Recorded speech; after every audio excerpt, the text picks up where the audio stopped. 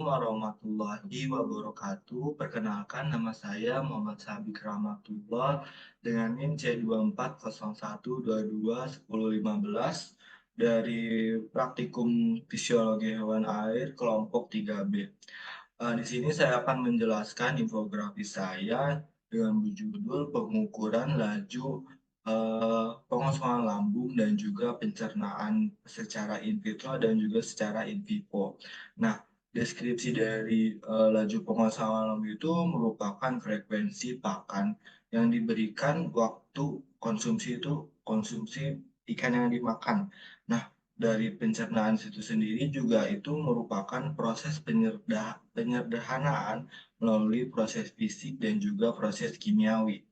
Dari praktikum ini kita akan mengetahui tujuan dari praktikum dari laju pengosongan lambung itu adalah untuk mengetahui lama waktu yang dibutuhkan untuk mencerna makanan di segmen lambung. Nah, serta untuk lambung sendiri itu merupakan organ yang sangat berpengaruh pada proses pencernaan dengan dengan bobot lambung ataupun bobot lambungnya juga itu akan berpengaruh sebaik metabolisme pada pencernaan itu sendiri. Nah, faktor dari pengukuran laju pengosongan lambung dan juga pencernaan ini dapat dipengaruhi oleh yang pertama itu adalah suhu, salinitas, umur ikan, dan juga jenis jenis pakan. Yang mana suhu dan salinitas itu merupakan faktor eksternal dari eh, pengaruh dari fisiologi hewan itu sendiri.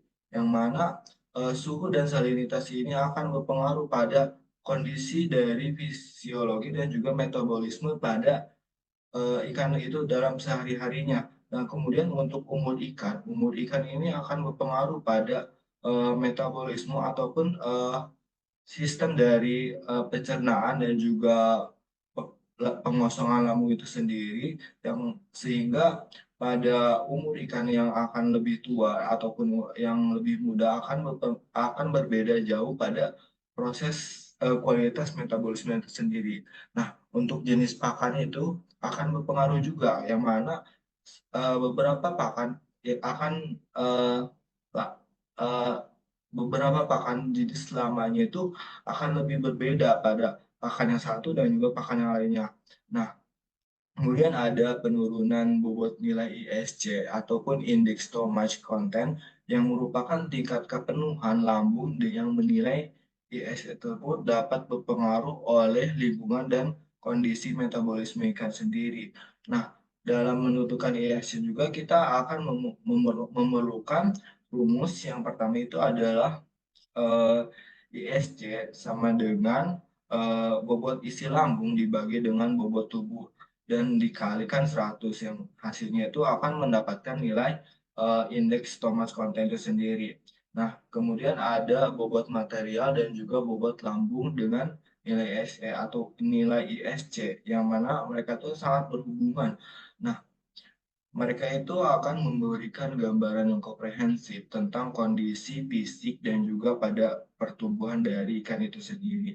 Dengan bobot material itu yang mencakup semua komponen tubuh, sementara bobot lambung itu akan mencerminkan pola makan dan juga metabolisme dari ikan itu sendiri. Dan kemudian untuk nilai ISC atau nilai indeks stomach content itu akan mencerminkan kesehatan secara keseluruhan. Dengan itu, kita dapat memahami juga untuk mengolah populasi ikan yang lebih efektif.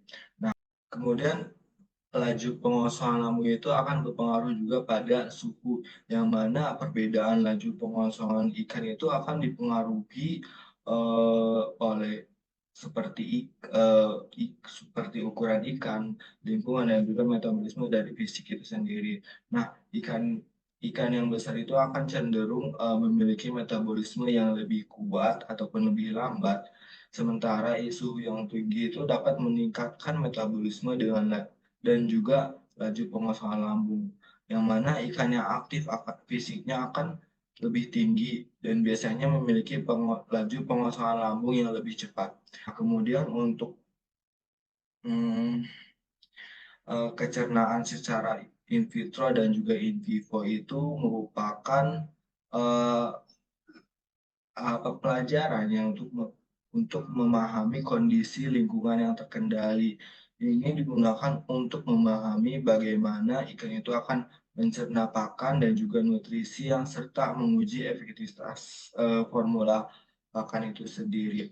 Terus, untuk metodenya itu kita akan melakukan, pencampuran pakan dengan cairan ataupun, eee cairan digester seperti HCl, terus enzim, terus dan juga, bikarbonat dan juga air dan juga lain-lainnya itu sendiri.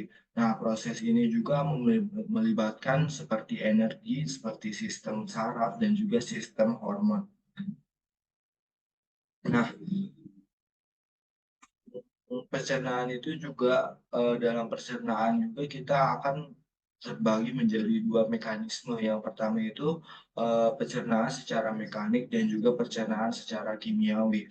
Nah, pencernaan secara kimiawi itu merupakan, eee, yang berada di organ lambung, yang mana kelenjar lambung akan mengeksreksikan cairan digestif yang berperan dalam proses pencernaan secara kimiawi. Yang selanjutnya itu proses pencernaan itu akan dicampurkan oleh segmen usus dan juga cairan digestif itu yang ada di dalam usus itu akan mengubah makanan dari senyawa yang kompleks menjadi senyawa yang sederhana. Nah, kemudian ada peran dari enzim itu sendiri itu merupakan komponen yang peran penting pada proses pencernaan makanan. Dengan enzim itu sebagai katalisator biologis yang membantu proses biokimia untuk mempercepat proses eh, perombakan dari bahan pakan itu sendiri. Nah, dari kecernaan juga itu akan berpengaruh juga pada perilaku, ukuran, dan juga dari suhunya itu sendiri. Nah, kecernaan itu akan ber berpengaruh pada perilaku, dan kemudian ada pertumbuhan dan juga pada kesehatan ikan itu sendiri. Nah, dari enzim, untuk membantu proses, katalisator sendiri, enzim-enzim itu, eee, akan mempengaruhi pada pH, suhu, dan juga, jumlah dari konsentrasi enzim itu sendiri. Dan contohnya itu seperti enzim pankreas, enzim peptidin, enzim bromelin, dan juga enzim pepsin. Sekian dari saya, kurang lebihnya mohon maaf. Wassalamualaikum warahmatullahi wabarakatuh. Dan untuk daftar pustaka bisa dilihat pada kode QR itu sendiri, QR yang sudah disediakan. Sekian, wassalamualaikum warahmatullahi wabarakatuh.